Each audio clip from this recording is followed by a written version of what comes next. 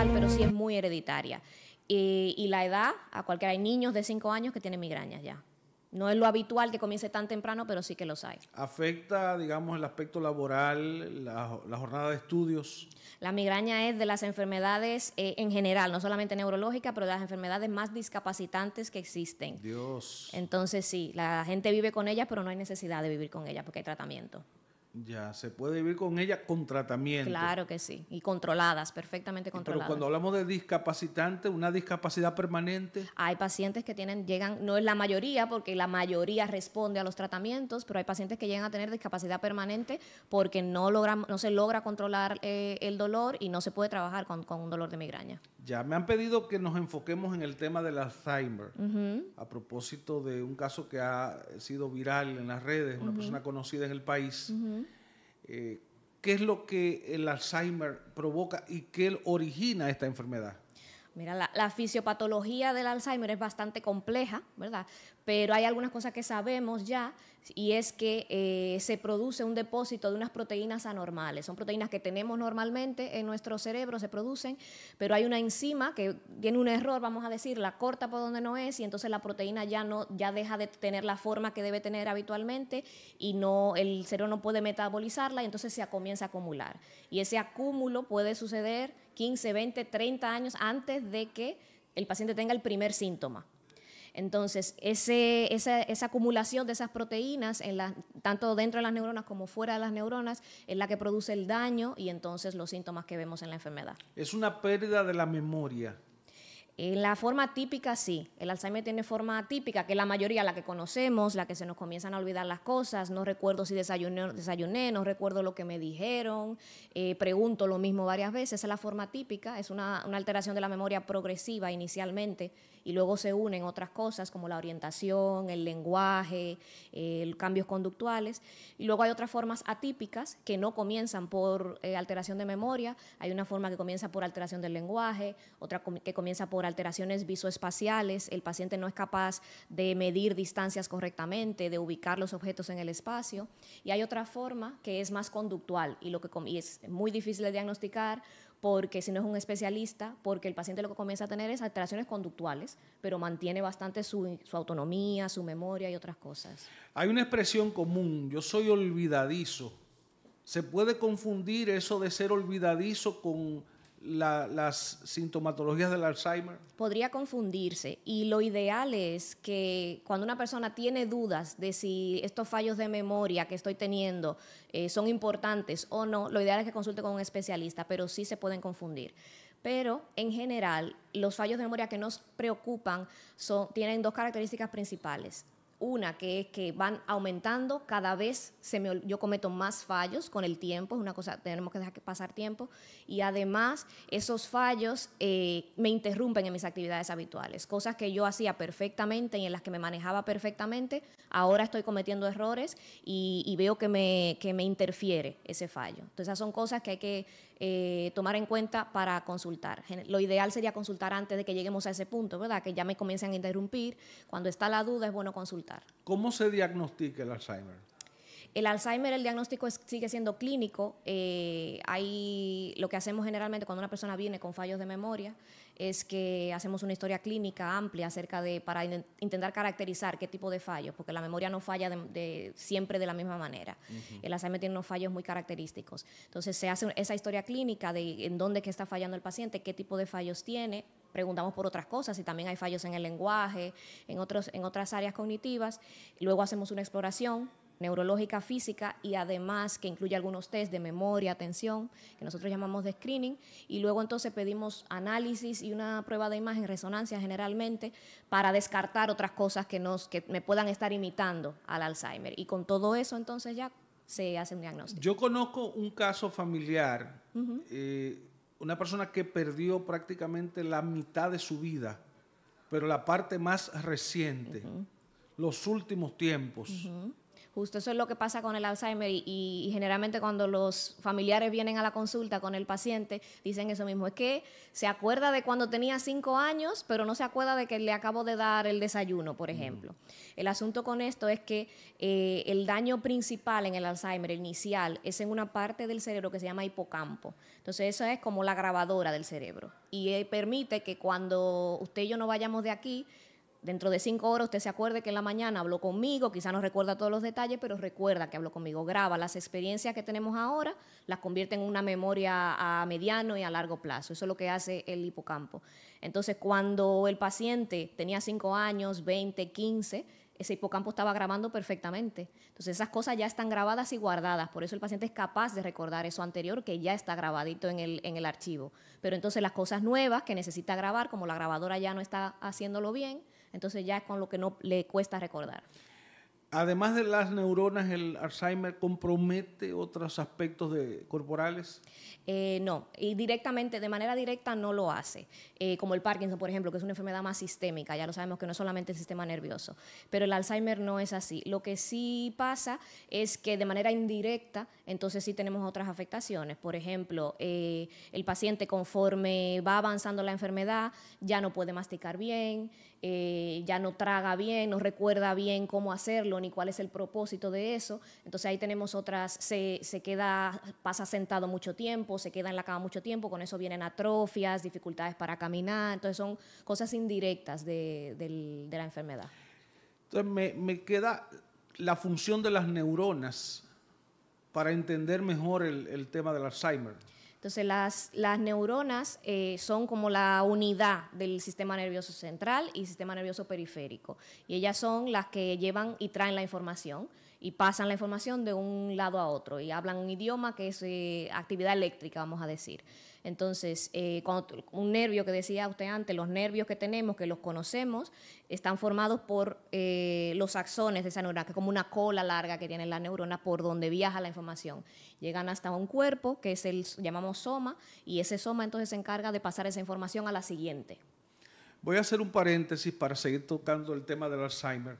Cuando a una persona le da un derrame, que le toca, por ejemplo, que un lado del cuerpo se le muere literal. ¿Por qué un lado? ¿Y por qué un lado o el otro lado?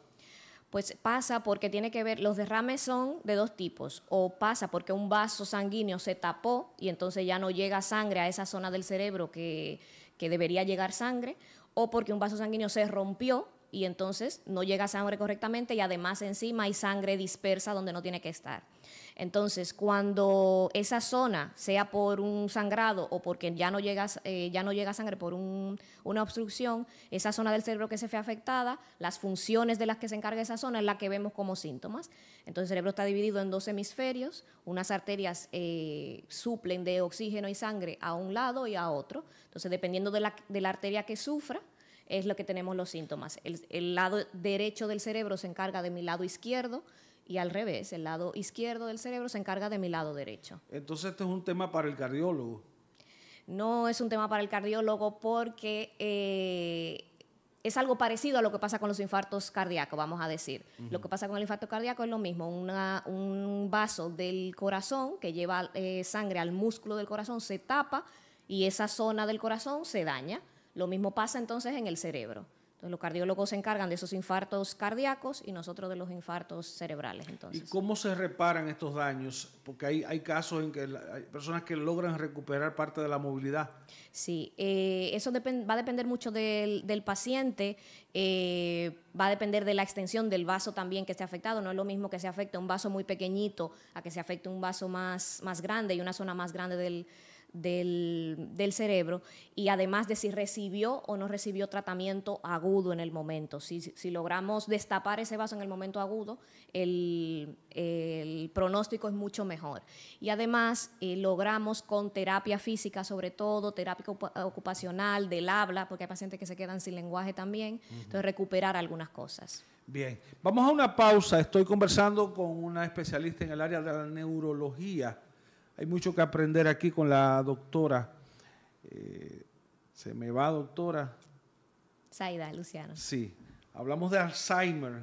Quiero tocar también de dónde viene esta palabra. Zaida Luciano es médico del área de neurología y es nuestro tema. Continuamos acá en el cafecito conversando con la doctora Zaida Luciano, es neuróloga, y hablamos del Alzheimer. La persona puede tener un nivel de olvido que puede salir sin ropa a la calle. Sí, podría ser. Generalmente eso pasa ya en etapas muy avanzadas. Muy avanzadas. Y no le pasa a todo el mundo. No todos los pacientes con Alzheimer terminan teniendo alteraciones conductuales de ese tipo, pero sí podría pasar. O sea, una persona que tiene esta enfermedad, aunque tiene momentos lúcidos, necesita de una compañía. Depende de la etapa, de la fase en la que esté. Llega un punto en el que el paciente ya no tiene momentos lúcidos, como llamamos. Ya ha perdido por completo memoria y atención y orientación, entonces ya no tiene momentos lúcidos. Pero sí puede pasar que conforme avanza la enfermedad necesite cada vez más cuidados. Pero hay que tenerlo sometido a un confinamiento. Hay personas que se escapan y después no saben cómo regresar a su casa. No, yo no diría confinamiento, aunque hay pacientes que tienen alteraciones conductuales y una de ellas es, quieren irse. Como no reconocen el sitio donde están, tienen esa sensación de me quiero ir para mi casa. Ellos no saben a dónde van a ir, pero me quiero ir. Entonces, cuando el paciente está así, sí hay que tomar ciertas medidas, pero no pasa con todos los pacientes. Ya, ¿y el tratamiento en qué consiste? El tratamiento ahora mismo es poco, lo que tenemos disponible es poco. No tenemos tratamiento curativo, que eso lo sabemos.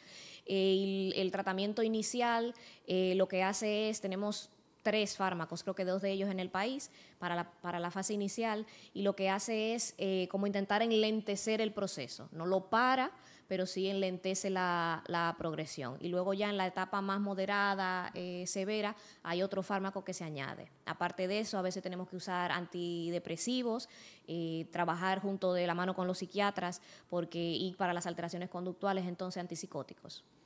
Ya, usted mencionaba ahorita el Parkinson. ¿Tiene alguna familiaridad el Alzheimer, el Parkinson? Son 2 enfermedades diferentes, digamos que se parecen en 2 cosas. Una, que ambas tienen un depósito de proteínas anormales, como le decía antes. En el caso del Parkinson es otra proteína diferente que se llama sinucleína. Y se parecen también en que son enfermedades degenerativas, lo que quiere decir que el empeoramiento es progresivo a lo largo de años, pero fuera de eso son 2 enfermedades completamente diferentes. El de Parkinson tiene características de que se le tiemblan mucho no solo las manos, el cuerpo. En el Parkinson, el temblor es uno de los síntomas más conocidos, pero no es el síntoma cardinal. Hay pacientes que tienen Parkinson que no tienen temblor, es el más vistoso, vamos a decir, y el que la gente más relaciona con el Parkinson. Pero el diagnóstico de Parkinson necesita que el paciente, aunque no tenga temblor, tenga lentitud de movimiento y tenga rigidez de articulaciones. Pero su cerebro está bien. Inicialmente sí, pero un porcentaje alto de los pacientes que tienen Parkinson, con la progresión de la enfermedad, con el paso del tiempo, entonces además desarrollan un deterioro cognitivo, que no es tanto de la memoria principalmente como pasa en el Alzheimer, sino de otras cosas como visoespacial, la capacidad también de organizar cosas y de hacer actividades organizadas. Ambas enfermedades, doctora, suponen un gran, digamos, desequilibrio en la familia. Bastante. Hay que prepararse para entender la situación. Efectivamente, esa es de las cosas. A veces hay gente que me pregunta que entonces ¿cuál es el punto? Si el Parkinson o el Alzheimer no tienen tratamiento curativo, que para qué van a llevar a los pacientes al médico, a la consulta. Entonces, una cosa es que aunque no tenemos tratamiento curativo, sí tenemos tratamientos que mejoran los síntomas y por lo tanto la calidad de vida, no solamente del paciente, pero también del cuidador. Eso es una parte importante. Y además que los familiares no saben a qué se están enfrentando. Entonces necesitan acompañamiento y necesitan apoyo, porque cuando hacemos el diagnóstico, por delante vienen unos años difíciles. Entonces ese apoyo y el prepararles para lo que viene y para lo que está pasando, generalmente viene sobre todo del médico especialista. Ya, ¿es más común en el hombre, en la mujer, el tema del Alzheimer? El Alzheimer, no hay una diferencia clara, parece que sí más en las mujeres, pero no es una cosa especialmente llamativa la diferencia. Usted tiene experiencia de ejercicio en España, en Europa. Lo que tenemos acá es avanzado, es considerable. digamos, el nivel de la medicina que tenemos acá? Sí, en el sentido en el Parkinson estaba un poco más por detrás. Pero en el caso del Alzheimer, como tampoco tenemos tantas herramientas terapéuticas, fármacos como tal, estamos bien. Aquí también se hace diagnóstico más específico, que no se usa con todos los pacientes, pero sí lo tenemos disponible de hacer un diagnóstico sacando líquidos cefalorraquídeos. Eso está disponible en el país también.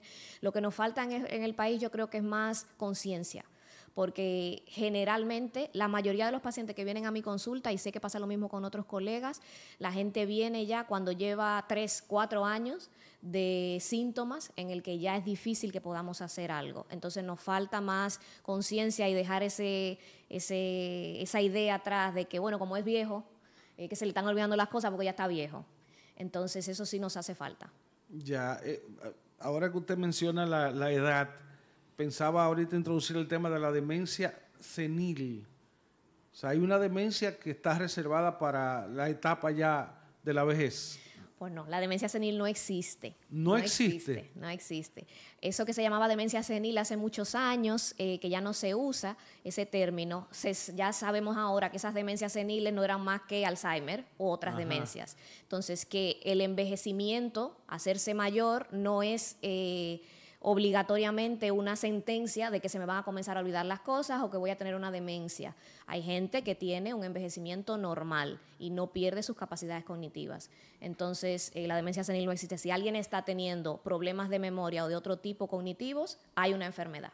Ya, vamos a parar ahí. Yo voy a seguir esta conversación con la doctora Zaida Luciano, hablando de temas neuronales y de las patologías que derivan de esa parte del cuerpo tan rica, tan estimulante, porque el sistema nervioso es todo eso, pero tan preocupante a veces, Sí, doctora. sí. Volvemos en breve.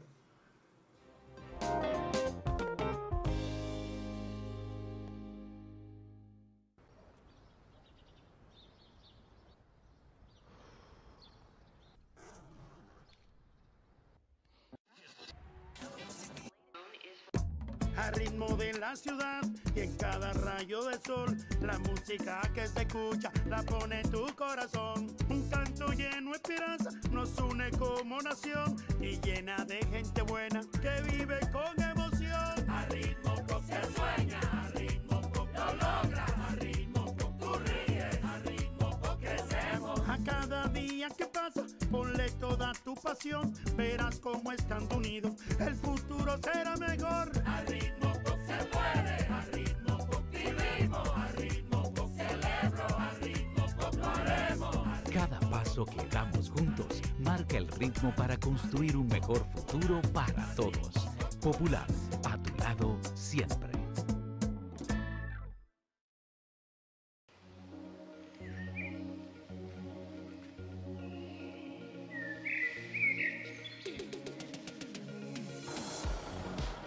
En Edenorte trabajamos no solo para llevar la electricidad a donde antes no había, sino también para cuidar nuestro medio ambiente, garantizando un futuro sostenible e impulsar el desarrollo de las comunidades del Cibao.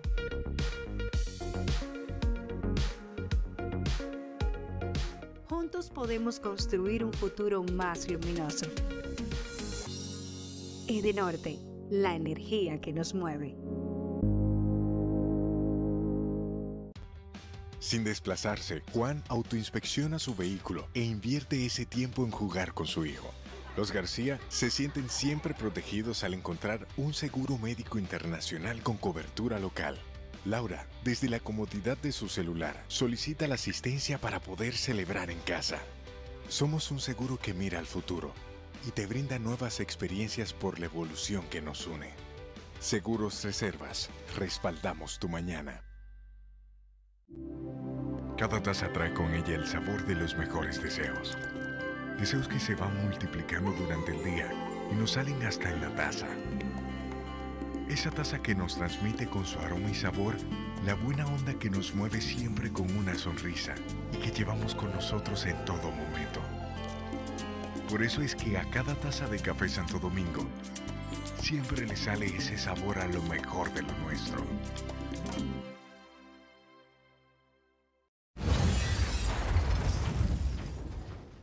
Este es Nils, inventó el cinturón de seguridad hace más de 50 años. Estudió los principales riesgos de accidentes de tránsito en automóviles, evitando millones de fatalidades en todo el mundo. Como Niels, en la Superintendencia de Bancos también trabajamos para protegerte, velando por tus derechos y reduciendo los riesgos a través de la supervisión y la regulación bancaria.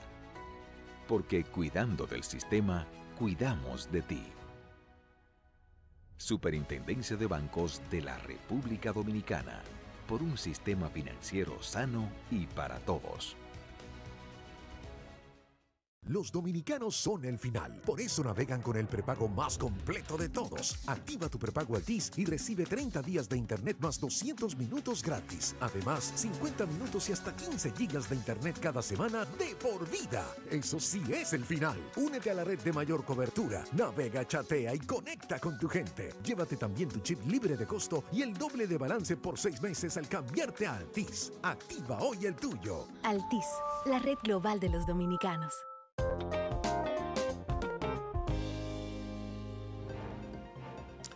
Bueno, largo y ancho esta entrevista de hoy con la doctora Zaida Luciano. Hablamos del Alzheimer, hablamos de Parkinson, hablamos también de otras patologías que tienen que ver con el sistema nervioso. Por ejemplo, los trastornos del sueño. Los trastornos del sueño están ahí como a caballo entre los neurólogos y los psiquiatras, porque muchas veces tienen que ver también con problemas como depresión y ansiedad que influyen en la calidad del sueño, en que podamos quedarnos dormidos y en que podamos mantener ese sueño.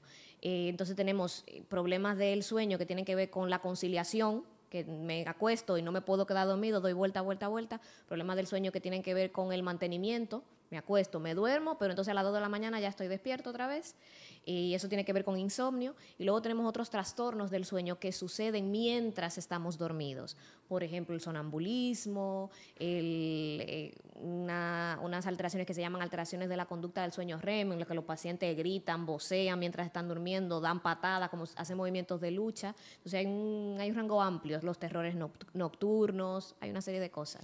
Pero el tema de la gente que se queda dormida, o sea, en un horario normal, usted se levantó hace un rato y como que se me está quedando dormido. Ahí pueden haber dos cosas, sobre todo un trastorno del sueño como tal, real, entre ellos el más conocido, aunque no es una enfermedad tan frecuente, la narcolepsia, en el que hay un trastorno que hace que el paciente, la calidad del sueño sea baja y entonces durante el día está teniendo sueño en cualquier momento, se queda dormido y se añaden algunas otras alteraciones también con la narcolepsia. Pero también tenemos otras alteraciones que no son neurológicas como tal, por ejemplo, pero es mucho más común que la narcolepsia, como la apnea obstructiva del sueño, en la que el paciente es un problema más neumológico, respiratorio, no se despierta del todo durante la noche, sino que hace una cosa que se llama microdespertares. Entonces el paciente no lo nota durante la noche, parece que durmió, pero durante el día, como la calidad del sueño es tan baja, entonces se nos está quedando dormido. Eso es mucho más frecuente que sea la causa de alguien que tiene somnolencia que una causa neurológica, mucho más frecuente que la narcolepsia. Doctora, voy a retomar algo que usted me mencionó hace un rato, y es que tanto el Parkinson como el Alzheimer se pueden detectar temprano. ¿Cuál es la prueba? Las dos enfermedades, el diagnóstico es clínico. Eso quiere decir que yo no tengo una prueba como tal que me diga, como la del COVID, positivo o negativo. No existe esa prueba como tal.